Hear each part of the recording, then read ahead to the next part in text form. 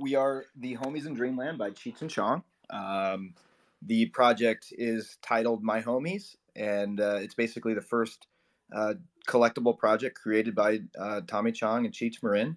And the idea was that this will be, a project that extends into collectibles in general. And so the first series under My Homies is Homies in Dreamland. And we started out with basically a 10,420 unit NFT collection with art by Jermaine Rogers. And during this process, the idea was to bring, Cheech and Chong's 53 plus year legacy and marry it perfectly with the art and NFT industry. And so these folks are incredibly, both Cheech Chong and Jermaine Rogers are incredibly versed in the art and entertainment industry. And so the entire project is focused on art and extending that legacy into digital provenance. So what we've done is we've employed guest artists to create one of ones within this collection, and the collection sold out 15 minutes after public sale, and all the one of ones are doing extremely well. All the guest artists have stayed on as well, and we are utilizing those guest artists for the airdrop utility.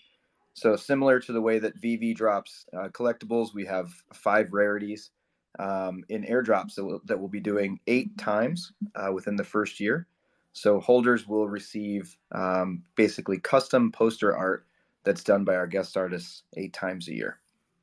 We're actually about to do our first airdrop coming up on the 1st. So our snapshot's going to be taken at 12 a.m. on the 1st, and then the rarity will be delivered in ascending order, but on the subsequent airdrops, it'll be shuffled up. So for the first one, it'll be, your mint number, and then afterwards it will be random, so that we have much more opportunities for folks, whether you have a longer number or shorter number to gain rarity.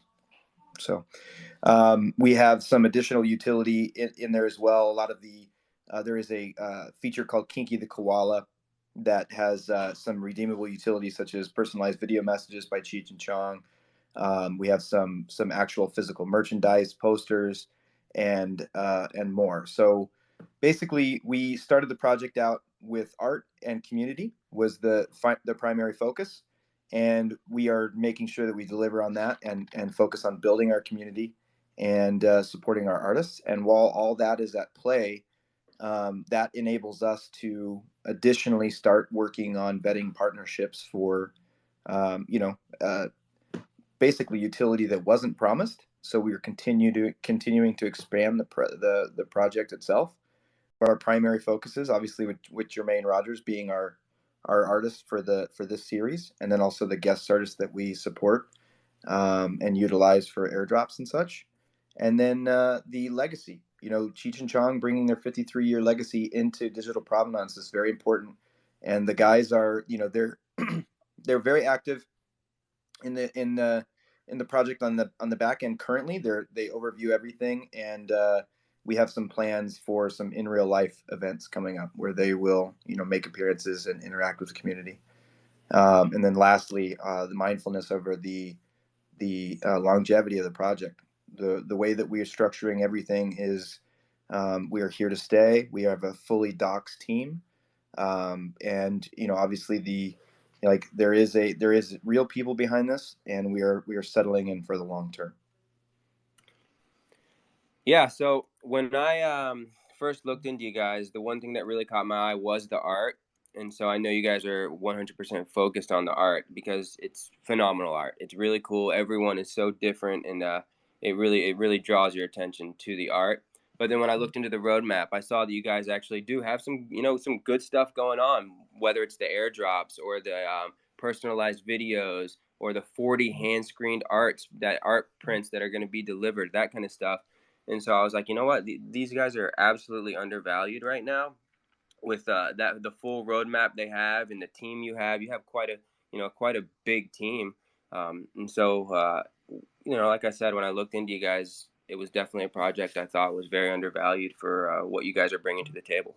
Yeah, it's been interesting for us too, because the entire team was rooted in NFTs. We've all been investors in projects, and We definitely understand how things go. We understand that some people sweep floors and do pumping. And for us, it's a slow and steady race. We made some announcements about how we're not going to be sweeping our floor because we don't consider the health of our project by the lowest priced item listed on the floor.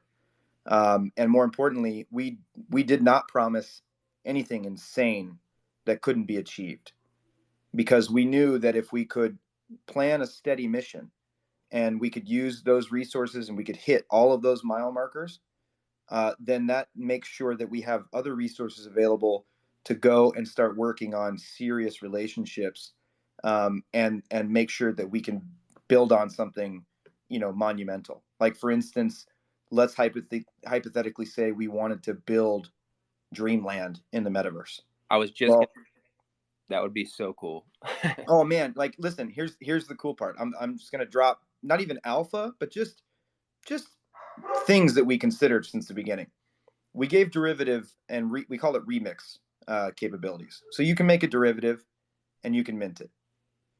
We did not give commercial rights. And most projects give commercial rights, they go crazy. Well, the reason we didn't do that is because Cheech and Chong and Jermaine Rogers have the commercial rights. So they can focus on doing something big with it. They could technically do some comics. They could do cartoons, or we could do an actual Dreamland metaverse. But as you guys know, building an actual metaverse with a company that is reliable and won't take funds and disappear takes time. Takes more than 2 weeks. So it's something that we're currently, we're shopping, we're looking, we're talking with people with NFT worlds, we're talking with Sandbox. We're looking for the best possible place. Yeah, oh yeah, that's why I'm telling you guys, NFT world now, now, now. Yeah. That's the place to be. That's the place to be. And One thing, anytime the floor dips, I'm pumping it. Well, can I just want to talk real quick. So a little yep. about our project. If you go into our Discord, you just type in !stats. You'll see the real numbers that we believe define our project. And I'll just give you real quick. 10,420 units. We've got 5,088 unique wallets. We have a 93% hold rate. So that means that 9,773 items aren't even listed for sale. We've got only 6% is listed. So only 647 items are listed as buy now. And then So we have, out of the last stat is that out of the ones that are available for sale, only 2.3% are below the mint price. So 248 homies are listed below our mint. The fact that you know all those stats is a great sign for me in general, just because, coming into this and knowing all those stats and having them, just means you're super focused on the project and you know where you guys are at, which is really, really. I do want to hop in really quickly. Now that we've done two of these here, one thing I heard there as a newcomer, this is what's cool for us, right? Because, each of us are three heads, Terces, Flocy, myself. I'm Wiley, by the way, for those Wiley Coyote. And Nice to meet we you. all are, branching out and finding our own collabs and whatnot. So without knowing too much about the project, one thing I loved that I heard this last week with a project that I'll bring up, Average Punks. They're great, and their floor skyrocketed after our last spaces. Is what you said, when you don't care about what your lowest price NFT is. That's a big focus on many projects, and they kind of get caught up in like, what's the floor? What's the floor? What are we worth? And as soon as you can almost get over that hump of that doesn't really define the project, right? Like who that doesn't that means that there's maybe one, two, three, or like you said, what's the number? 2% of Yeah, your 2.3. Yep, population 2.3%. think that maybe, they're looking for liquidity, whatever the reasoning may be. That doesn't define the project as a whole, for Christ's sakes. I mean, you got 97% of the project that's still really into it. So, yeah, just as a potential investor, if you will, that's something I love to hear is founders that are just not hell bent on floor, because you know what, over the course of time, just belief in the project and following through on the project, that floor is just going to inevitably raise before you really even notice / care about it. So No, really cool. agreed. And I'll tell you another thing is, we have a team full of people that have, created companies, had acquisitions, dealt with, large scale businesses. And if you aren't looking, ahead 3 to 4 years, you're going to miss some extremely big pitfalls. And one of the things that we've noticed was just trying to get our Opensea verification. I urge you guys sometime to go through that process and just get to the form where they make you check off a bunch of buttons. And those buttons say things like you will not engage in the discussion of sweeping the floor to increase value.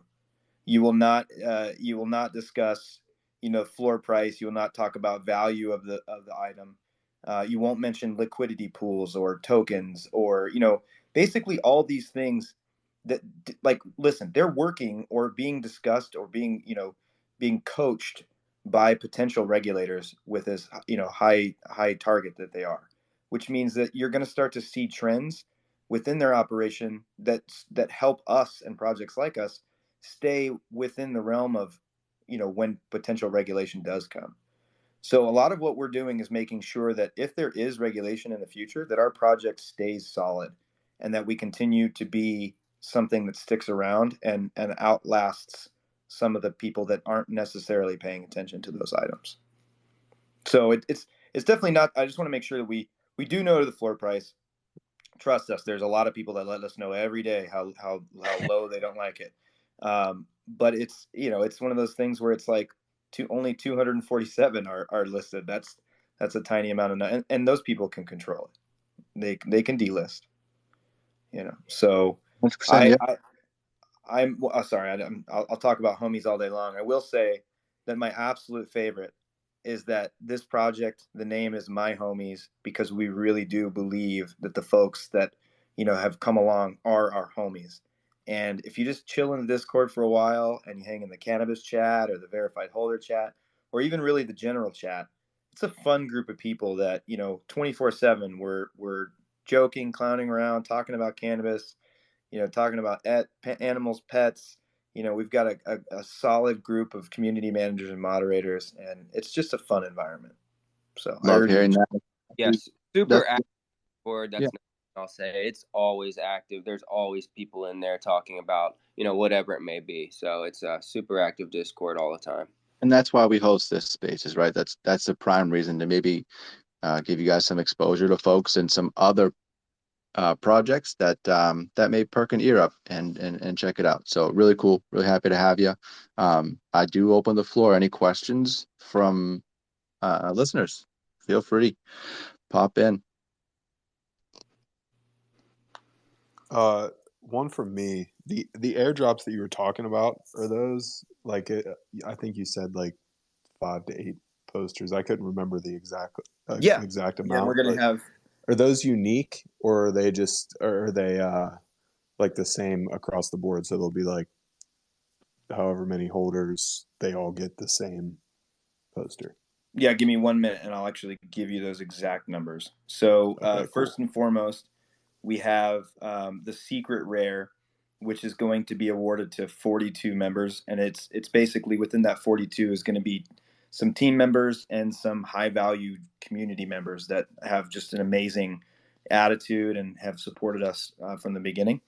And then the rest of the holders will have 4 rarities: an ultra rare, a rare, uncommon, and common. So there will be 420 of the ultra rare poster. There will be 1,420 of the rare poster, and there will be 2,420 of the uncommon. And then the common will be 6,118. And they will be delivered via Polygon.